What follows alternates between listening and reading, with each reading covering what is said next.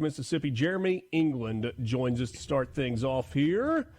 He is Senator representing District 51, Chair of the Elections Committee, Vice Chair of Ports and Marine Resources. Good morning, Mr. Senator. Hey, good morning, Richard. How you doing today? I'm doing well. Good. How about you? I'm great. I got in between the thunderstorms this morning. There you go. You look dry. I think Lance was a little wetter when he came into the studio. He couldn't dodge the raindrops. Yeah, he had to wade in, he was telling me. That's right.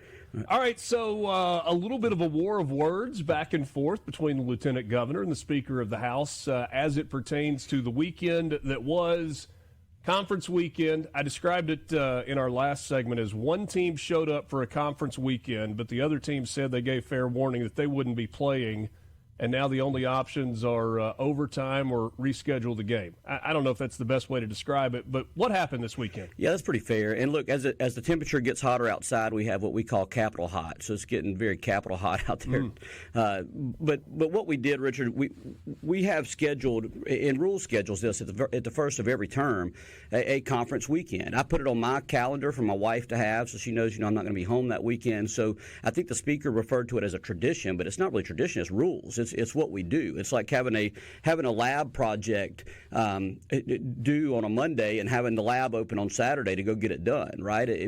Just to use some collegiate terms there. But in fairness, the lab also has been open for the previous 3 months, and you could have used it then, right? Look, it has, and there has been work going on. But deadlines tend to get things done. That's how we operate up there, and that's how we're able to get so many things done. Focus was on the tax bill for a long time there. Especially with Senator Josh Harkins, who is vital in helping create the budget as finance chairman. He was working with Lieutenant Governor's staff, and several of us senators to come up with what ended up being the Senate language placed into HB1. So we got that done. Of course, right. It was a feel-good week. We were all excited to get that done, and then next thing we get hit with well, Senate, you'll be here this weekend, but we're not even coming in. We're not even going to open our journal. So anything that you do, you can't even file it. So it's definitely a setback, and we're kind of in a spot now where we've got a deadline today. As a matter of fact, we passed the deadline on Saturday, and we've got another deadline today, and we're not going to be able to get budget bills filed according to the rules or according to our calendar. Well, what does that mean? Because I think there was some pushback from senators about extending the session, suspending the rules to extend the session so that you can stay in. There were some senators who said, no, we're not going to vote for that, which would mean special session, right? That's right, Richard, because we've got to have a budget. We've got to prepare and finalize a budget.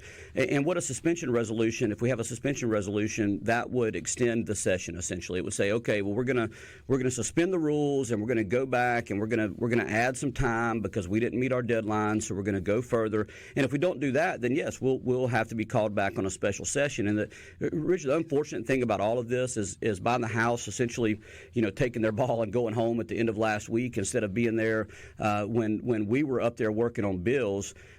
We now the people of Mississippi are going to look at it and say, look, the legislature is not doing its job. So this reflects poor on all of us. They don't care whose fault it is. They don't care, where it comes from. But the Senate's position is we've set this timeline. We have our budget. We have our families and our regular jobs we'd like to get back home to. And just because the House wanted to kind of change up on us and not just break with tradition, but break with rules and go home on conference weekend, and it's really set us back. It was just not a very good thing to do, in my opinion. So most likely those magic words of sine die not going to happen this week. Or maybe they will, but that won't be the end of the session necessarily. That's right. I mean, we may sine die without a budget, which would, of course, lead to us moving, the governor having to call us for a special session. And look, I've seen the governor operate. The governor's not going to be too kindly to the legislature in his message to call for a special session. The message will be, look, the Senate and the House and the Senate didn't get the job done. I'm going to call them back. I'm going to instruct them to get a budget together.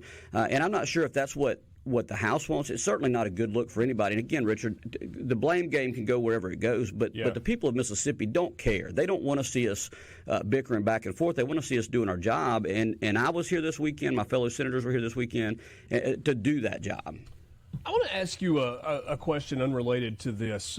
A report that came out of conference committee, this emerged on Friday afternoon. And this is a specific bill. And the reason, I don't know how ingrained you are in this specific bill.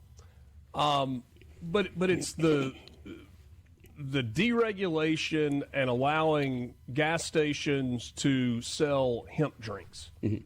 And there's a lot in there. I got this on Friday afternoon, and I was looking at it. It's 243 pages. And I'm trying to go through this thing.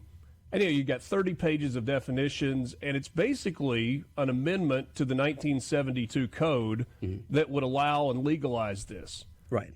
So I guess I've got two questions here. One, why the heck are we legalizing this in gas stations? And I think that's the big question. But two, if you're not specifically involved in conference for a bill and it comes out of conference, how do you digest, when there are a whole lot of other bills that are coming out of conference as well, 250 pages to know really what is in a bill and whether or not it makes sense? Yeah.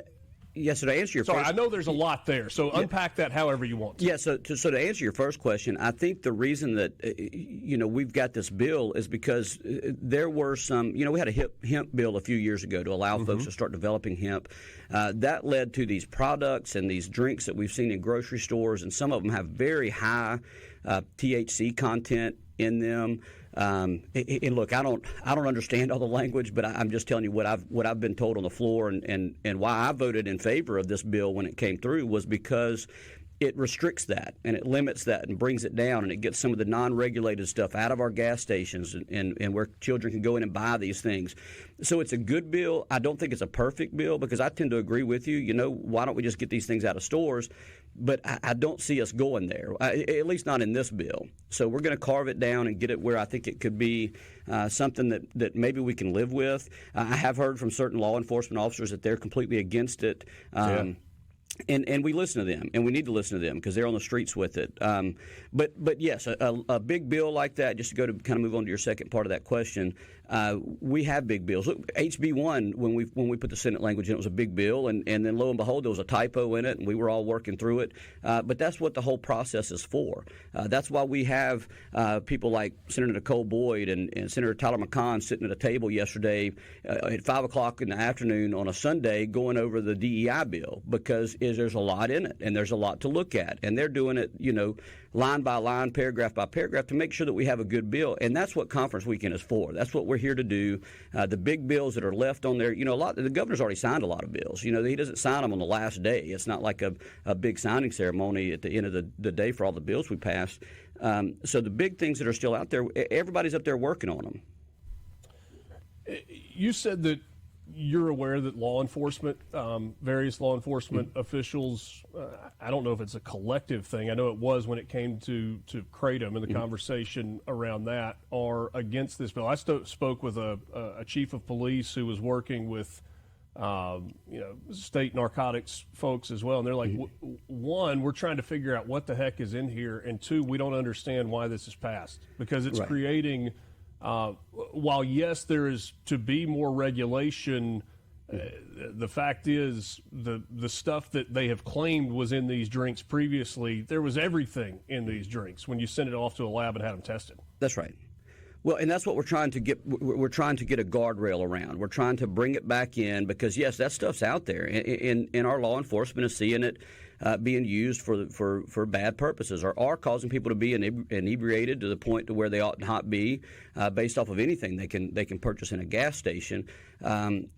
But that's what my understanding is of the intent of this bill, is to get things down, get the milligram levels down, get the non-regulated stuff out of the stores, keep children from being able to purchase it in gas stations as easily. So on that level, I think it's probably a bill they could live with at the end of the day. But if it's not getting explained to them properly, that's tough to do, especially there's so many law enforcement officials across the state, and that's why they have great agencies to represent them at our Capitol. But whatever we need to do to try to get them more comfortable with what we're doing is important. And even at the end of the day, if they're not comfortable with what we're doing, they can let us know. But so is the lobby for law enforcement not as strong as the lobby for hemp products? Oh, no, it's very strong. I mean, look, they've got the law enforcement behind them, and as a conservative Republican, we're all very, very pro law enforcement. I mean, we want to help our first responders. I'm a member, one of the founding members of the First Responder Caucus, so we've got that going. But I think what the issue here is you've just got a complicated bill that's trying to regulate and bring these things back into line, and law enforcement is just not comfortable with it. We will continue the conversation with Jeremy England. He represents District 1 in the Mississippi Senate. We'll talk about what's coming up and some of the things that have been on his plate during this session as well. Mornings with Richard Cross on SuperTalk Mississippi.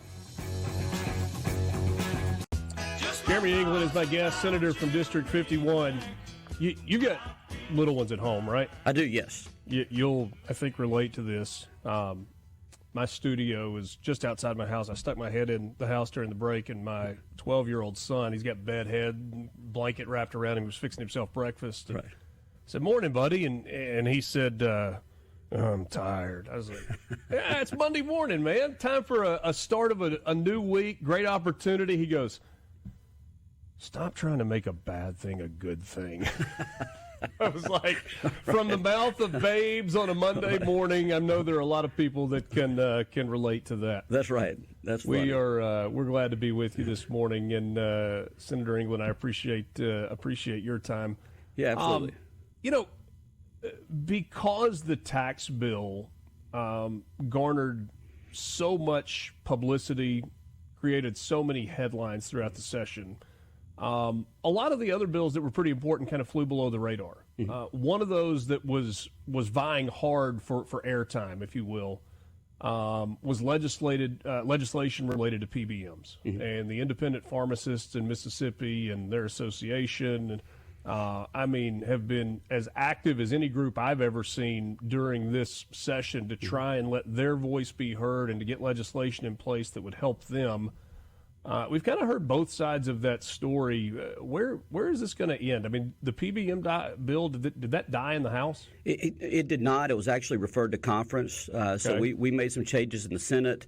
I tried to put an amendment in the bill that ended up failing, but we transferred that back over to the House. They did not concur with our changes and invited conference, so that's where it sits now.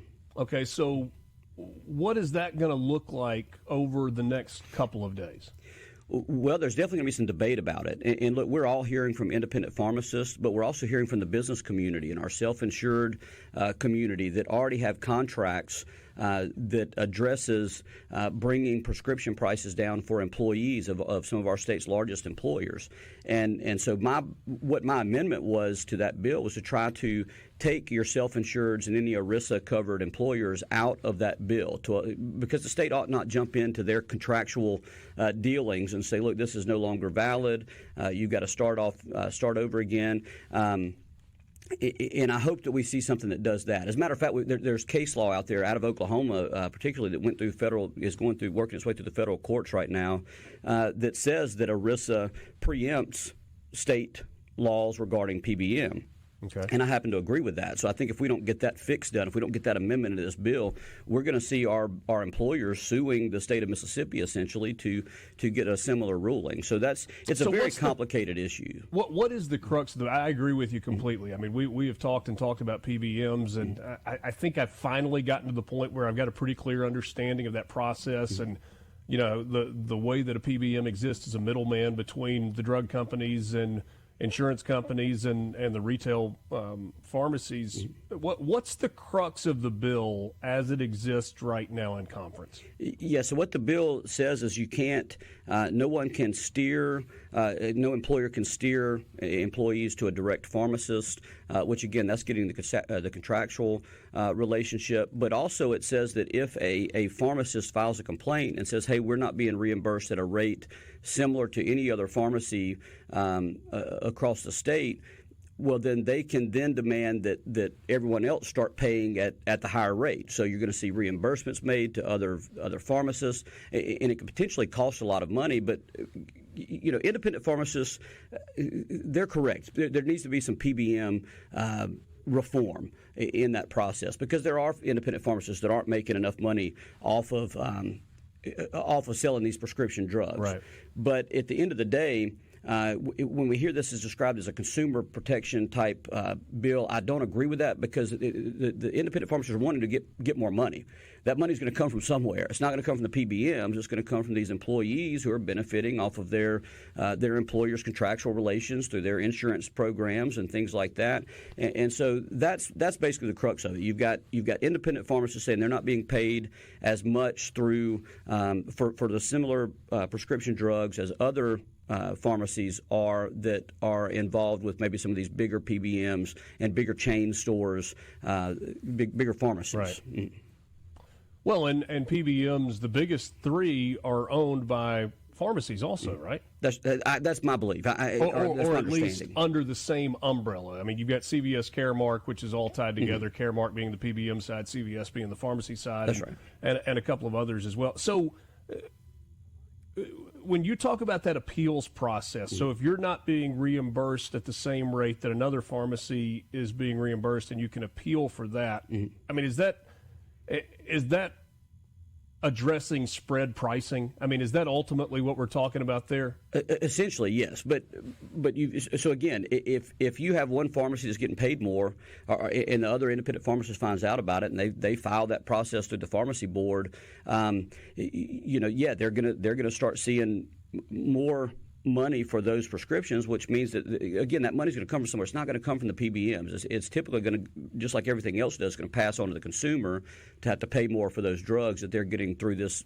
Why would it not come from the PBM, though? Because the PBM is the one that's kind of controlling that spread and putting the difference in their pocket, aren't they? Well, I think that's what the intention is, and that's what they want to happen. But as we all know, those costs always get trickle down. They like making money, and so they're going to figure out a way to make money, or they're going to try to figure out a way to make money in a different way. That's right. And look, that's the point I made on the floor is that, look, we've got a regulation that's causing problems, and we're trying to out-regulate this regulation when really there needs to be some reform on the federal side of things with regard to PBMs, because what we're doing, and that's where I feel like our bigger businesses are being brought into this because, of course, they have a lot of firepower behind them. But in the meantime, they stand to lose tens of millions of dollars, which is job creating or job killing type money if we were to pass the bill in its current form.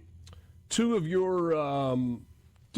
committee assignments, Chair of Elections Committee, Vice Chair Ports and Marine Resources. Out of this legislative session, what has come specifically from those committees that either you're proud of or you think needs more work? Yeah, so one thing that I think needs more work and that I was really proud of in the work that we put into it last year and again this year was some campaign finance reform bills that we passed. One that would have prohibited foreign nationals from putting money into ballot initiatives. Now, I know we don't have a statewide ballot initiative. I know I probably just blew up your text line there by just saying that. You went there, Sorry. not me. Right, that's right. But we have local,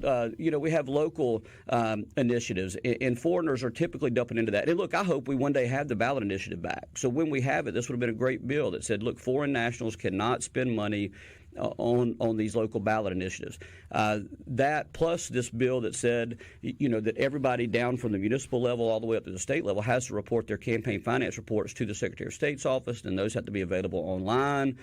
So, the more transparency there would have been with that bill would have been great. And then we revised kind of the limitations on what corporations can spend. All of those bills went to the House and died in committee. Okay. They passed out of elections, but they were double referred, and they died in the House AET committee without even being called up. So that was unfortunate. I hate that happened.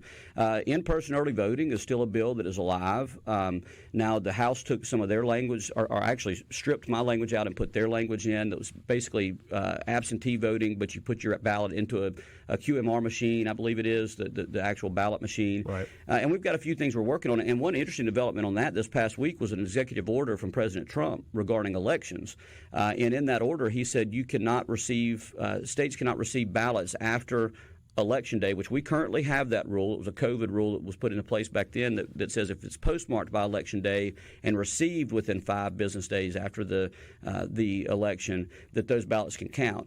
Now, we had in the Senate, we passed a bill 52-0 to get rid of that bill, that rule last year. I don't think the 5-day rule is a good rule. I think ballots ought to be received on Election Day, just as President Trump says. But the good thing about my in-person early voting bill is that code section is open.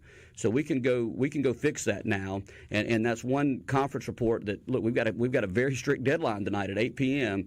And with the House not being here this weekend, that kind of hurt this because I've got some language I need to go over with them in this, but potentially federal funding is on the line if we don't go change this, because that's the directive from the President of the United States on that. So I want to look at that and see where we can go. So that's still alive. We've got a few qualification bills out there, and we've got a bill that's changing our U.S. congressional primaries down to March every year, because usually they're only in March on presidential election years, because that's our second Super Tuesday or whatever it is that we vote on. And we're going to put that more consistently and just say it's March every year. That way you don't have this back and forth, and it'll be more consistent for voters and for the congressmen or congresswomen when we eventually get to that point. Only 30 seconds or so left. Just if you could quickly explain, bill goes to conference, comes out of conference with recommendations. What has to happen then for it to become law? Okay, so you have 3 conferees. You have 3 Senate conferees and 3 House conferees. They get together, look at the language, come up with a conference report, and then file that conference report by tonight's deadline at 8 p.m. It has to be filed, and then we have to pass that conference report on each floor, and it's a voice vote on each floor. If the conference report passes both houses, it then goes to the governor. And voice vote, can a representative or a senator call for a full roll call vote if they want it? Yes, you can. Yeah, you can call on a final vote. You can call a roll call at any time. All right. Yes. Lot to get done in the next few days. There is. Will it get extended, or will there be a special session? We will see. Senator Jeremy England, thank you so much for your time this morning. Always good to visit. Thank you very much, Richard. Mornings with Richard Cross. We'll be back.